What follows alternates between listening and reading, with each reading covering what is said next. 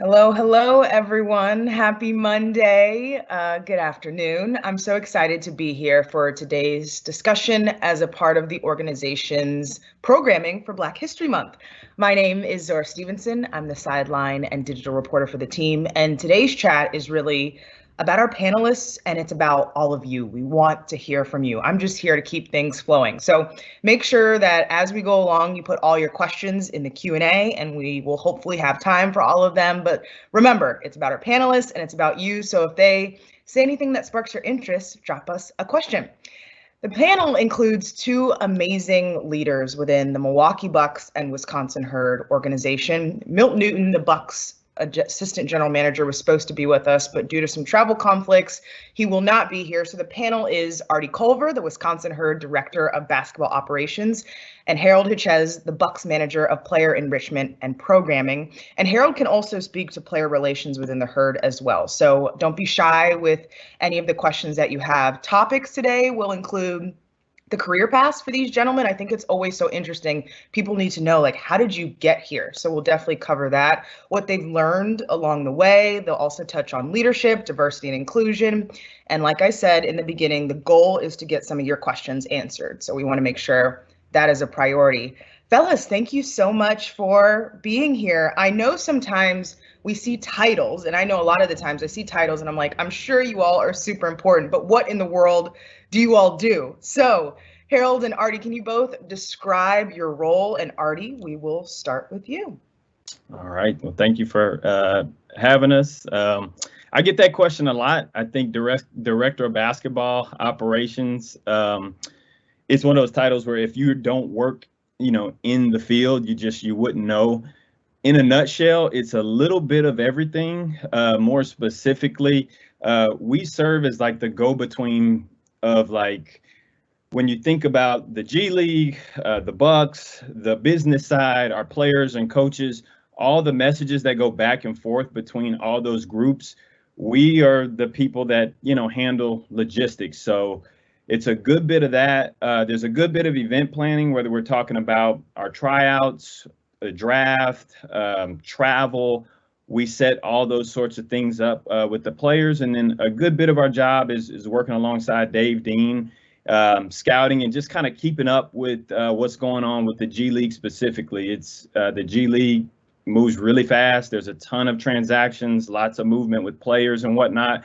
And we keep up with a lot of that. And in most job descriptions, you have that other duties as assigned. We do a fair amount of that where it's just every day is a little different. What is your main challenge right now with the G League being in Orlando and having to do logistics of a bubble? You probably, had a good example with this summer, but what's it been like for you? Yeah, that's a great question. So this is top of mind for me and Harold, actually. So we just assigned 3 of our Bucks players with other teams in Orlando.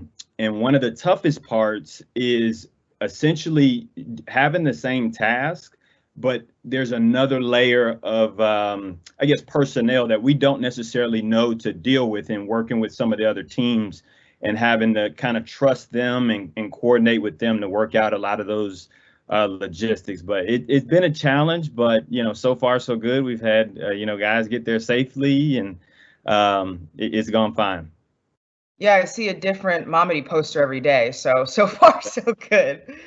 Harold, I want to bring you in just to touch on your role and what you do. And you do a good bit of both Herd and Bucks when it comes to programming and enrichment. Correct. Hey, everyone. Harold Hichez here.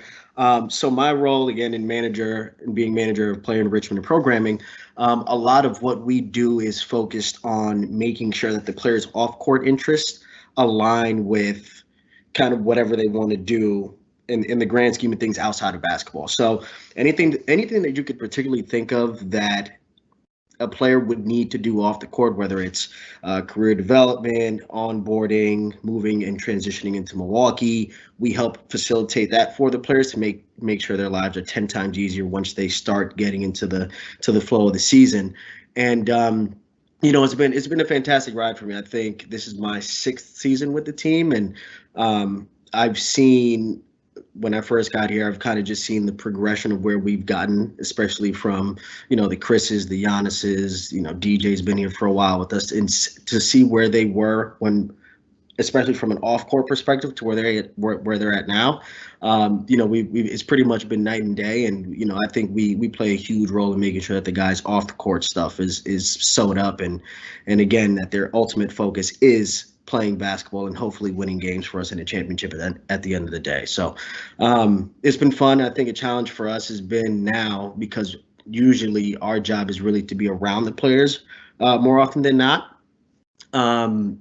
Because of COVID, we're not really in the building as much, and not being able to have a presence with the guys.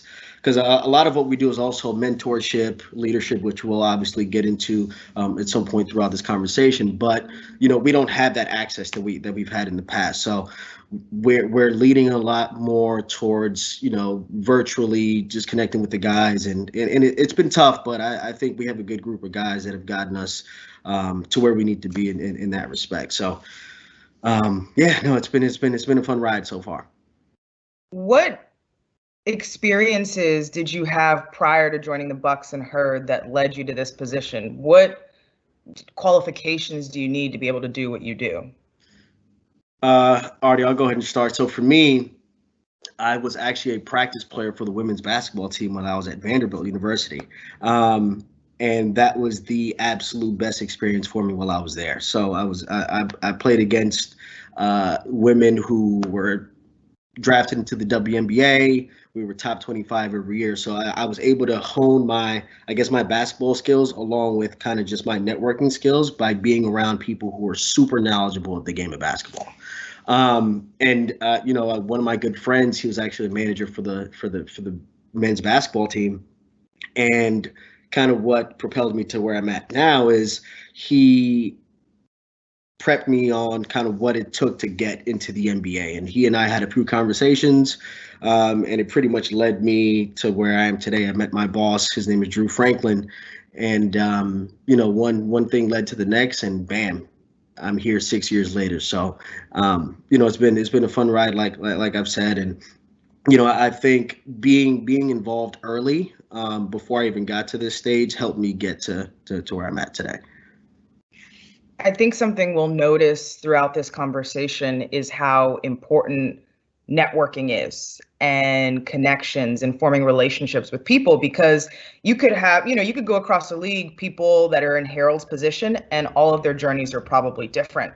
And so the only reason I say that is because there's no set thing that you have to do to get to these positions, but relationships is definitely at the top of the list. Arte, what was your path to her director of basketball operations? Yeah, so I guess I'll start similar to Harold, and what I'll call similar to being a practice player. I was a walk-on at Rice University and was on the team there for 4 years. And once I finished there, I knew I wanted to work in basketball. At the time, all I knew what that would look like after playing would be coaching. So I bounced around in college a fair amount. My last stop in college, I guess 2 seasons ago, was at Vanderbilt. And kind of through that, was in a variety of positions, from head coach, assistant coach, operations roles. And I think all those different experiences really helped me be successful at this job, just because you're able to kind of think through the lens of those different positions I've been in. So that's the short answer, but would echo a lot of what Harold said, in that is, especially in sports, so much of it is relationships, networking, and things like that. What leadership skills do you have to use in your role right now? Yeah, I think what comes to mind for me is just the ability to work with just so many different personalities, whether it be players, coaches, people from other teams. I could go on and on. But I think I think it fits my personality. Just I get along with most people, to just work with people who have different personalities and goals, etc. And I do think leadership for me, it takes on the form of really just being, quote unquote, in the trenches with the people you're working with. So I think that's what it looks like in my day-to-day more times than not. Harold, anything that you want to add when it comes to leadership and the importance of it or what it means to you? So I think leadership for me is, especially since my role is again to work with the guys on a day-to-day, it's being able to galvanize them and influence them by what you're saying and what you're doing. So I don't think people understand how tough it is to get an NBA player to do something. And in order to be able to do that, you have to be able to talk up to a CEO, to a player, and then at the same time be able to talk down to an intern. Not necessarily talk down, but I guess be able to work with people within that capacity. So I think, being able to influence them and make sure, like, look, like, we're looking for your best interest. And I think being able to show them, like, hey, look, like, this is for you. Everything we're doing is again by the book, to make sure you're in the right position. And I think as soon as that's communicated effectively to the players and things of that nature, I think that's when it exhibits that you have decent leadership skills, at least get them to do what you need them to do. How important are relationships when you're trying to talk to players about maybe events or initiatives that they should be involved with? Oh, it's extremely important. I think it's tough to, especially for newer guys. We have a short time frame, especially early on in the season, to get their attention. And as soon as we get to that point, I think that's when we can have a certain number of asks for them to kind of be able, like, okay, I feel comfortable in doing this because he and I have built a good enough of a relationship to where I know he's looking out for me. Versus why we've seen some instances where guys will completely write you off early on, and it's tough to get them to feel comfortable, especially as the season goes on, because you have games, you have travel, and it just gets tougher. So I think early on, as soon as you can mend that relationship and make sure that it's at a place to where you can get them to do what you want them to do, then it'll be super beneficial for you and for the organization. Sorry, I'm going a little off script here, but I want to keep diving into this. How has COVID affected, especially with half the team being new, right, affected your ability just to get to know people on a human level? It's been tough. It's been tough. I think I spent a few weeks in the building, so I think that helped me, particularly in early December, right before the season started, to kind of help build that relationship. But since then, it's been challenging. Again, my main role is to make sure that their off the court schedules and things of that nature are in line, and I'm not there to connect with them as much as I would like to be or used to being. And I've done a little bit on my end, because it takes a whole village to make this thing happen, and the support from obviously our front office and people within that are actually around the guys to make sure that you're doing what you're supposed to be doing. But I've done my due diligence to make sure that I'm trying to connect. I want to make sure that you guys are in the right headspace off the court and things of that nature. So it's been tough. It's been tough, but I think we're finding ways through it. Especially, we're hoping that things open back up soon, and that'll get us in a position to where things will go back to normal in terms of my role and responsibility with the team. Thank you for sharing that. I think it's important too to note that when it comes to working with professional athletes, people from all directions are pulling and asking. And so that's why trust is so important when it comes to things on and off the court. Arte, I want to continue with this leadership discussion, but I'm wondering, has there been anybody that's influenced you, particularly maybe a Black leader or mentor that has helped you along the way? Yep, no doubt. So the first one that comes to mind for me would be my father, for obvious reasons. But other than being a dad, he's also the superintendent of the East St. Louis School District, which most people, when they hear East St. Louis, you kind of get the ooh. So I've really, what I've taken from him in that capacity is just, he's a grinder. He's got a can-do mentality regardless of the circumstances, has overcome his fair share of adversity personally, professionally, and just really inspired by him as, as a visionary and in that regard. Kind of more in the basketball world. So in college, I played for a coach, Willis Wilson, who was the first and still is the only Black coach to been at Rice for any sport, and have had the privilege not only to play for him, but also to work for him, and have really, it's funny as you get older, a lot of the things that you hear as a 18, 19, 20-year-old start to make sense. So really admire him for his wisdom and just emphasis on professionalism that I especially have understood as I've kind of stayed in sports and, it's become a profession. So those would be the two that come to mind for me. Harold, what about you? Who's your go-to person in this field? So for me, his name is Craig Robinson. So does that name ring a bell by any chance to anybody? So I don't know. Who could that be? This isn't the guy who's in The Office, right? This is Craig Robinson. He is actually Michelle Obama's older brother, and he worked with us for a season in Milwaukee. And whenever I think about Craig and what comes to mind, he always used to say this: it's all in the presentation. Always used to say that. In terms of how you went about everything, how you sell, especially to a player, to a department head, things of that nature. So I think that's something that I still carry with me till this day. And if you know Craig, his aura, his gravitas, like you can absolutely feel it once he walks into a room. That's the type of personality he was.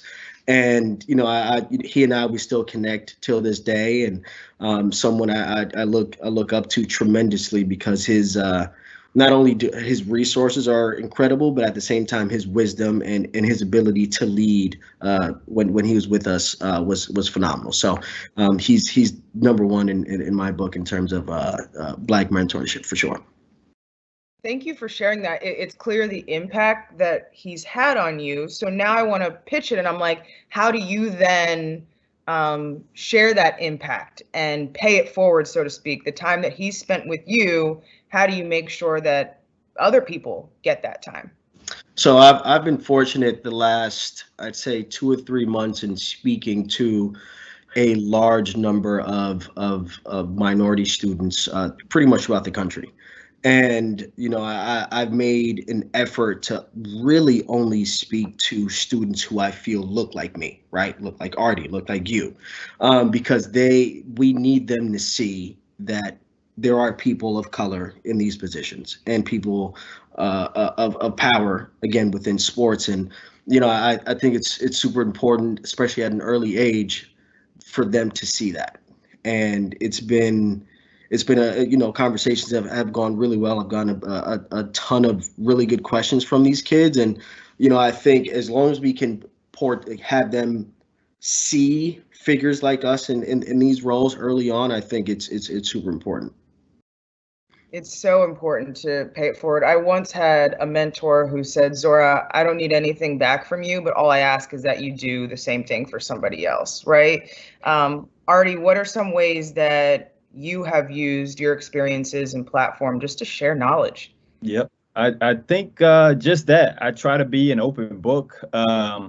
It's weird sometimes where I get the emails, I'm on the receiving end of the emails of, hey, I've just finished playing and I'm looking to, work in sports, love to connect, where I try my best to just be an open book to those people that reach out and just, share my experiences.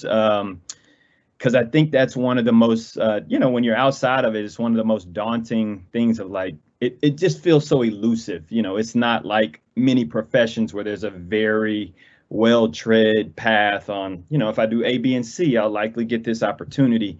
So really just trying to be, be an open book to anybody that reaches out. I think, we're in an age specifically to COVID where, like Harold was talking about, I've been on Zoom calls and, share my experiences with people, but also with like social media. It's really easy compared to, say, 15 years ago when I was trying to break into it, to get in touch with people and really just try to be a resource where I can. Yeah, I think being accessible is so important. Sometimes I have these like wild moments where I'll get an email from a student or a young person trying to break into the business. Meanwhile, what they don't realize is I just finished an email to somebody trying to get information. So it's like we're all in this, like we're always trying to figure it out, but I always try to share, what little I do know in my experiences. Yeah. Next question for both of you, and Arte, we'll start with you. What's been your greatest accomplishment so far, either professionally or personally? Man, that's this will have some recency bias, and it'll sound a little bit like the company line, but we had a really special season as the Herd last year, best record in the G League. It feels a little weird to say it as an accomplishment, just because like I didn't score any points, I didn't call any plays or anything like that, but it was really just special to be around that group of players, coaches. On our operations side, just getting to work with some unbelievable people, Peter Herman, Mike Sergo, I could go on. So that comes to mind.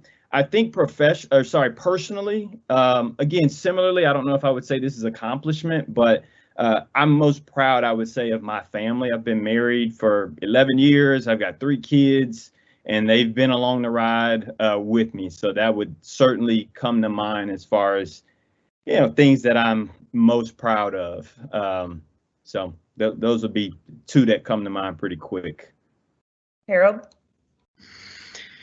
I think for me, let's start professionally. So, and Arte was actually a part of this one too. So last year, we were fortunate enough to take our players to the Racine institutional correctional facility, and same thing in Oshkosh. And I think for us, again, because our focus is, to make sure the players off the court development, it's seen, having the players, again, speak with inmates or those who are incarcerated, and actually for them to feel the raw emotion of of the humanity of these people that are incarcerated. I thought that was, an experience that, one, I'll never forget. I know players will never forget. We've heard from players say, this is literally the best thing that I've done. Mind you, we've had guys who were in that particular meeting who have been in the league 15, 16 years. And I think that's the most gratifying thing for me, to be able to be in that position and help facilitate that for our guys. So definitely getting those guys into those correctional facilities was probably, I'd say, our greatest accomplishment from a department standpoint. And then personally, for me, I was the first person to graduate from college for my family. So I think it's a big one. I had my younger brother kind of follow suit after that, but I think it was, being the first one in the family to kind of have a degree, work in professional sports. Initially, when I first got out of school, I was working in finance, and I think being able to at least provide for a little bit for my family initially was probably the best thing for me, and proudest moment for sure. Thank you for sharing that. I didn't know that about you, so Thank you. Continue to kind of put your questions in the Q&A. We will definitely get to them. I think this is, and Harold and Arte can answer, but Harold, will start with you. This question is from an educator, and she says she has so many students that obviously want to make it pro, want to get to the league, and there's only, a certain number of spots. What are some other career paths that can encourage them to explore professional sports outside of being the player? Or even the coach, I think, at that, outside of that? What are some other areas? So I think for me, what kind of just helped set the foundation for me, I worked as like a summer job one time as a baseball coach, essentially. And I think being able to garner the skills of, especially with kids in inner cities who, again, all they see is poverty, gang violence, I learned that if I can get these kids to buy in, I probably have a better opportunity to get to the next level and potentially be able to help NBA players get to this point. And the organization that back then was called Harlem RBI, and being able to hone those skills early kind of helped prep me for where I am today. I mean, even then, when I graduated college, I worked for a company called GuidePoint, and what we did was kind of what I said earlier today about being able to talk up to somebody and at the same time talking down. We worked with companies who, I had to speak to CEOs on a daily basis with, managers, directors, VPs in order to get a potential sale done. And I think that helped me get to, being able to sell to Giannis. Hey, Giannis, we need you for this particular event. Would you be interested? And how to go about that. So I think those fundamental skills early on kind of helped me succeed and excel a little bit more than probably what I probably would have given it credit to before. But it's definitely helped at this point for me. Yeah, I think on my end, I think from thinking like math and science specifically, I think we're in a pretty interesting time in the NBA. How analytics, I still think, is pretty. We're still pretty early on in how that's changing the game. So I think that opens up really a wide range. I think you're seeing more and more people come from outside of traditional basketball roles and work in the NBA and see kind of how their previous experiences overlap and can be leveraged for NBA franchises. So analytics is one way. You mentioned coaching. That's a very easy, way that translates from playing to the professional side. I think listening to Harold talk about his experiences. So prior to me being a coach or front office full time, I was a math teacher. And a lot of those little skills of making lesson plans and staying in communication, whether it be, parents and principals, et cetera, a ton of translation into my role. I talked earlier about just how in an operations capacity, you just are constantly in communication with so many different people. And I reflect back to my time as a teacher, and a lot of those same skills, translate. And I think one of the big pieces of advice that I was given and that has proved useful is just really finding value in whatever it is you're doing. And a lot of times you'll see that those experiences will translate over to, whatever you happen to do next. And that, basketball is no exception to that. I also encourage people, when you're watching NBA games on TV or whatever, platform you use, look at all the different people that are around the players. Those are all jobs. Those are all opportunities. And I'm saying look outside even the coaches, right? Everything from the physical therapy staff to, you talk about Arte, there's like 2 and 3 people also in operations department, right? These logistics take a lot of manpower. You can go the equipment route. If like food is your thing, nutrition.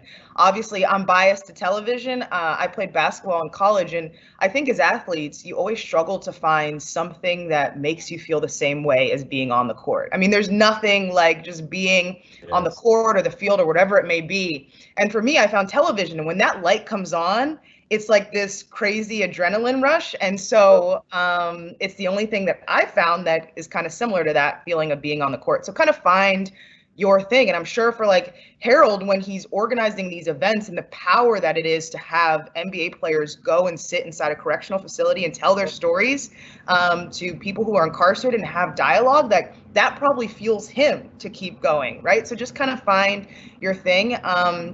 And it's trial and error, right? We all have tried a bunch of different things, and you figure out what you like and what you don't like. I definitely want to hone in on the audience here, fellas. Harold, any advice that you may want to give to people that are looking to get into the world of professional sports? Number one advice from me would be to start as early as possible. I was pretty good. This is an anecdote from when I used to play. So I thought I was pretty good in middle school. I stopped growing, and I figured at a certain age, I was like, hey, there's an opportunity for me to get into basketball, but I have to figure out how do I get in it early enough. So middle of high school, I remember being a manager for the men's team or for the boys team, and kind of just carrying the responsibilities of doing that. And then again, when I got to Vandy, I was a practice player, and as soon as I stepped foot on Vandy's campus, I knew that being a part of the women's basketball team was potentially my ticket to get to where I wanted to go. So my number one suggestion would be to start as early as possible, get involved, ask questions, because I mean, you never really know. But as long as you're following those steps and doing what you got to do, hopefully it'll get you to this step. So again, definitely start as early as possible.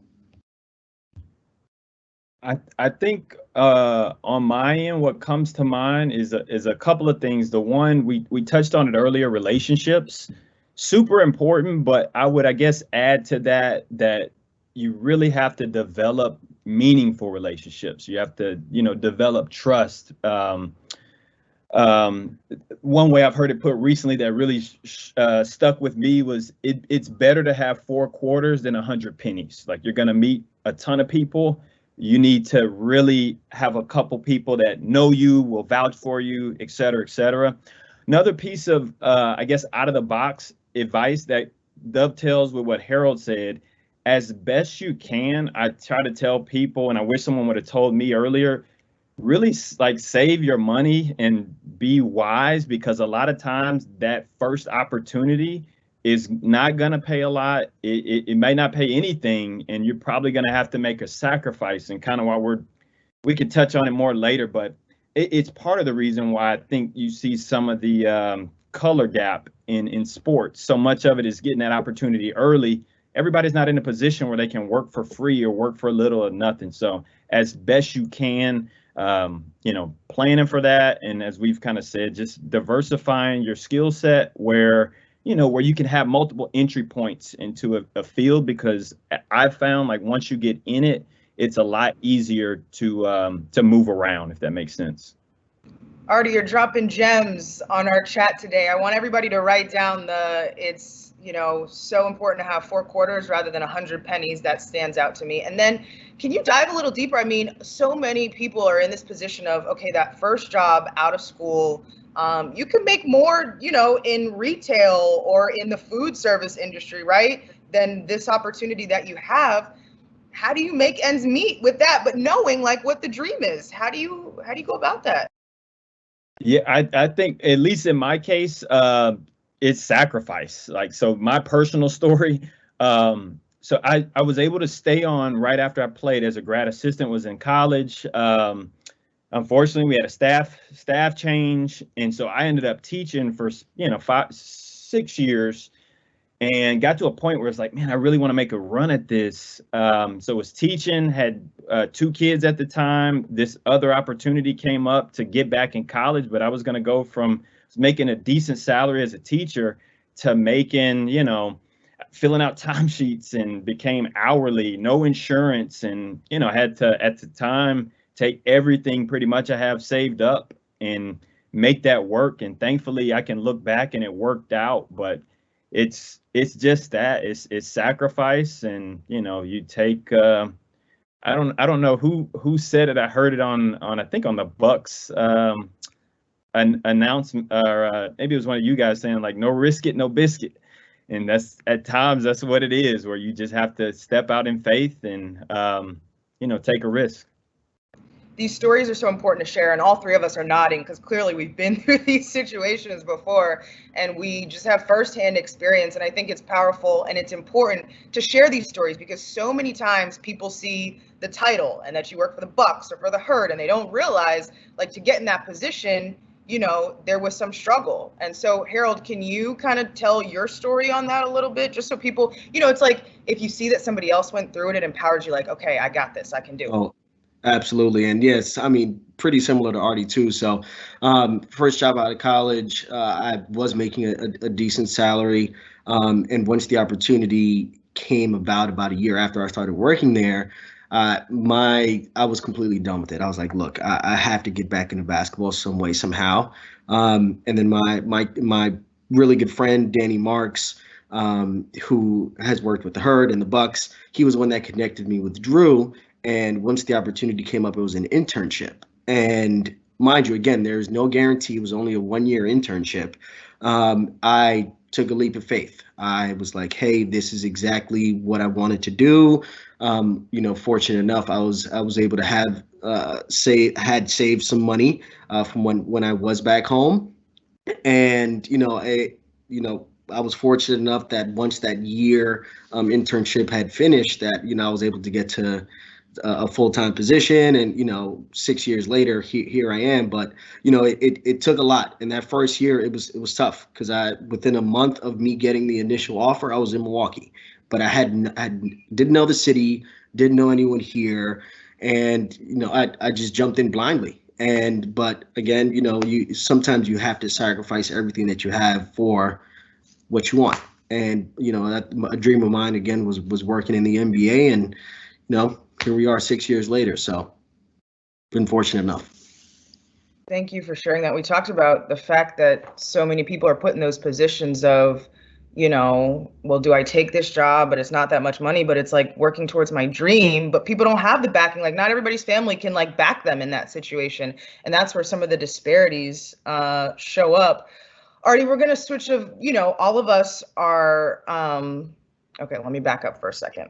Basically, our topic here is how do we bring who we are into the job unapologetically? Do you feel like you're bringing your whole self into your work?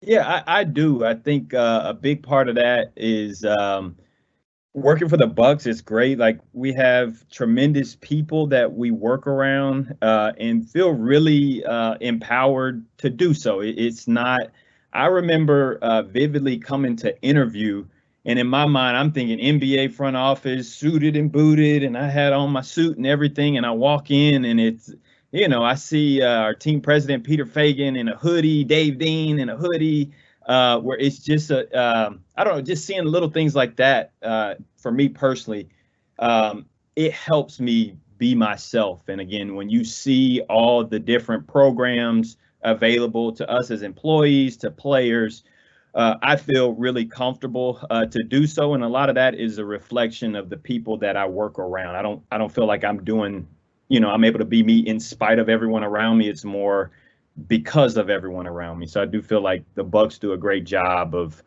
fostering that environment where whatever your background, culture, et cetera is, you can be you. Do you think it's taken you time as a professional to be comfortable just being Arte? Yes. I, it's something like, as we all do as you get older, you learn more about yourself, leadership, for example, we all have mentors, and really just developing, I think, the courage to, do things your own way. Like in my case, like it doesn't have to look like Coach Wilson or my dad would do it this way. It doesn't have to, look exactly like that. But I think, like you said, it takes time, and it's so easy to say, it's cliche, like, hey, be yourself, but that is a really important, piece of just leadership and just growing into that, role. Yeah. Harold, what about you? Do you bring all of Harold to work? Oh, I have to. And it's funny because especially working with the players, they can sniff out anything that's not authentic. And so with them, you have to be, you have to keep it 100 really with them 1,000% of the time. And, for me, like I'm going into the office when I was going in a few months ago with an afro or with braids and things like that. And I don't think when I first got there, that would have been as acceptable. And over the years, I've gotten super comfortable and being able to kind of show myself and what I am and what I do. And it's been I'd say beneficial to the organization, everyone that works in there, because I think they've seen everyone kind of flourish and grow and being able to be fostered with an environment where you can be yourself. I think it's great. We now have some fan questions, and Arte, I'll pitch the first one to you. This is from Amy, and she wants to know, do you think that the front office of basketball will ever match the players of color that are on the court? That's a great question. Man, I don't know. What I am confident saying though, I do think if we look at where we're at today, for example, we're a lot further than where I think we were at, say, 10 years ago. I do think that trend will continue, especially with the NBA. The NBA, and even more specifically, the Bucks, have been on the forefront of making diversity and inclusion and those sorts of things priorities. So I do think we'll continue on this trend and things will continue to get better. Will it ever match, what we see on the court? I don't know. I mean, that would be awesome if that happened. I think more so than like that as an outcome, I think just where the opportunities are accessible to all people. I think that's something that I could confidently say we're working toward. And however that shakes, I do think that the end result of that will be where it looks more like what we would see on the court. And I'm confident and hopeful that the NBA and the Milwaukee Bucks that will continue trending in that direction. Harold, I'm going to give this next question to you. It's from Chuka. Out of all the people you have worked for or with, what has separated the good from the great? I think their ability to lead and galvanize people to do what's needed to be done. We have tremendous leadership up and down from, Coach Bud, John Horace, Dave Dean, Arte. I mean, you literally go up and down the list. From what I've seen before, prior to, Bud getting here, there was a shift, and being able to kind of just see where we were versus where we are now. I mean, it's pretty much night and day. So I think being able to hone in on those individuals who can get us to the next level, I think it was literally their ability to lead everyone within the organization. I'll give you another one. Jeffrey wants to know, what would you say it takes to consistently remain a leader in your field? I would say you be open to innovation. I think you have to keep things fresh and creative for people. I think it would be tough to try to lead the same group of people by doing the exact same thing every single day. So I think you just got to be able to, kind of just make it malleable, right? I think be open to change and being an effective communicator to everyone up and down the roster, up and down the organization, things of that nature. So that would probably be my best bet there.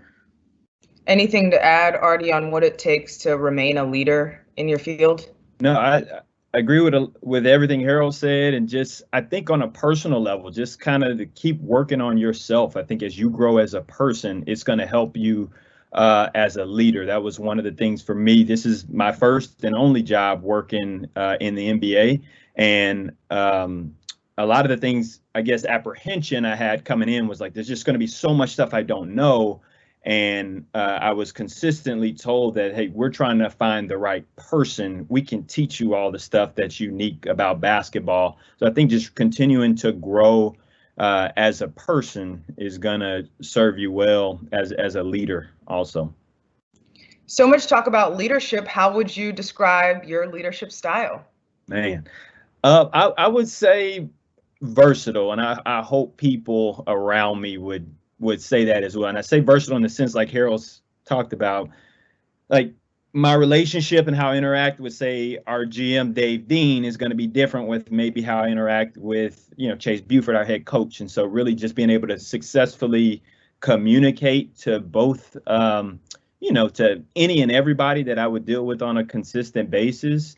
Also versatile in the sense that our day-to-days are, they're so unpredictable at times. So really just being able to roll with the punches, highs, lows, etc. So just versatile in that sense, and just, being able to handle any circumstance.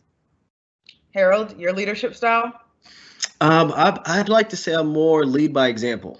Not necessarily overly vocal in any sense, but I think our job, especially from from a player's perspective, we want to make sure that they're the most professional as possible on and off the court. So it's about being punctual, being timely, how you communicate to a fan, things of that nature. So kind of setting that precedent early for other people to follow. But I think lead by example is probably my way of going about leading a group of people.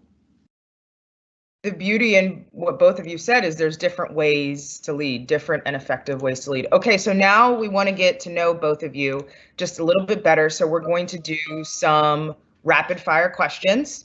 And so I'll do a question and then Arte, you answer it, and then Harold. Okay, so this first one is a book that you would recommend.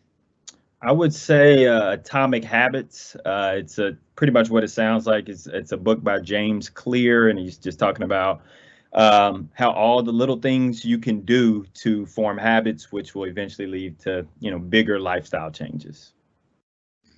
Cool. For me, I'd say my favorite book that I would highly recommend is The Invisible Man by Ralph Ellison, and it's really about a Black man who is living in a hypocritical, racist society and pretty much tries to find his identity within this space. So I think given the times that we're in now, I think, it's a time where we could all look for some self-identity, and this will kind of help navigate or help tell the story of how he was able to navigate through his story. So very interesting, and if you haven't read it, definitely check it out. I'm going to insert and add my 2 cents on this one. If you're trying to just elevate your life and build better habits, Morning Miracle by Hal Elrod. It will hold you accountable. Okay, Arte, a podcast that you're listening to. Man, probably my favorite one, The Right Time, Bomani Jones. My favorite sportscaster on ESPN. Love Bomani, so that would probably be the one I would recommend. Harold? For me, actually, I picked up one recently. It's called Historically Black, and it's where you have a few celebrities who they narrate, I guess, an item or artifact from Black history, and how they go about telling the stories is super interesting. So if you have, and it's pretty older, but I think it's pretty interesting, and to kind of just see what they're able to come up with. So highly recommend Historically Black. On that note, a Black history fact that you'd like to share. I'll go. So for me, this is personal, and I'll explain why. But recently learned about Junior Bridgman, the former Milwaukee Bucks player who has now become an awesome businessman, done a ton of work with franchises, one of which is Wendy's, and that's the part where it's personal. I said earlier, I have kids, and the Bucks do a giveaway where every time the Bucks win, they give away a free Frosty. So a lot of times the kids go to bed, and the games come on late, so they'll go to bed not knowing did we win or lose, and so in their mind, win equals Frosty. So that's kind of a funny story, but I had no idea of the connection with Junior Bridgman and who he is. Cool. I also have one here. So John Mercer Langston was actually the first African American to pass the bar exam in Ohio in 1854. Fun fact for you. I appreciate that. I wanted to get in on this one. I'm originally from Washington, D.C. And if you didn't know, the city of D.C. has an official music, and it's go-go music, which is derived from like funk, kind of has some notes of hip hop in it. If you've never heard of it, check out some go-go music. Okay. A task or responsibility, Arte, that you have for your job that people probably don't realize goes under Director of Basketball Operations. Yep. We don't travel an equipment manager. So when we go on the road, we also serve as equipment managers. So we're doing, laundry and all sorts of things revolving around equipment. Harold. Ooh, fan mail. We go through hundreds, thousands potentially of envelopes a year of fan mail for players. And for most, we do show them, but like Giannis, who gets an absurd amount. we'll compile the ones that we believe he should really see. But definitely, we go through a ton of fan mail within our department. I appreciate you sharing that. For me, there's no hair, makeup artist or any of that. It's just Zora and whatever she can come up with. So people think there's a lot more to it, and there's not. How many cities, Arte, have you lived in for your professional life? Professional life, 6. Yes, 6, and a lot of that moving around has happened within the last 5 or 6 years. I got my youngest is 6. She's lived in 5 different cities, so a lot of moving around. Harold. My professional career, 2, New York and Milwaukee. I did live in Nashville when I went to school there for 4 years, but I'm not going to count that. For me, I've lived in 3 different cities. Okay, last question here, and Harold, we'll start with you. A job that you've had in your life that has had nothing to do with basketball. My first job ever, I worked retail at American Eagle Outfitters. That was my Wait, first. you stole mine. That was mine. No way. Yes, I worked at American Eagle in college. 17 years old. I wanted some money before leaving for Vandy, and I was like, oh yeah, this is probably my go-to, and yeah, first job. Arte. I've already mentioned the teacher part, so I'll do another one. One summer in college, I worked on the grounds crew for the district, where we would cut all the grass at all the different school sites. So I enjoyed it a lot more than I anticipated. So that would be, mine that had nothing to do with basketball. Guys, this was so much fun. Thank you for your time. Any last words of wisdom or kind of a charge you want to leave our audience with? Arte, we'll start with you. Yeah, thank you for this. We touched on it. Those that have maybe interest in working in sports. Again, me personally, I'm happy to, be a resource and answer whatever questions I can. I think just would encourage people to, follow their dreams responsibly. But just to, be yourself and, really, push your limits where you can. Harold? Yeah, and thank you all for having me. And I think for me is just ask questions. There's no such thing as a dumb question. Be inquisitive, connect with those who you feel like could have a direct line to what you want to do. And like Arte said, just be yourself. I think especially as people of color, you have to be comfortable in your skin, and you have to be able to go into a professional setting and not feel like you have to walk on eggshells because you're black or brown. And hopefully things go and continue to go in the right direction, and we're hopeful that we can be ourselves, our true selves, as we continue to move forward. So that's all I got, and again, thank you all for your time. Jabari, I didn't want to leave you. I see your question here, and the question is, in what ways do you combat imposter syndrome in your day-to-day activities? And my 2 cents on that is daily affirmations, and you are in the position you are in for a reason, and continue to affirm that to yourself. Be your biggest fan, and hopefully then it'll just parlay into what you actually believe. So everybody, thank you so much for your time. This is the start. The fact that you were here and you were willing to listen and learn means that you care. So we appreciate it.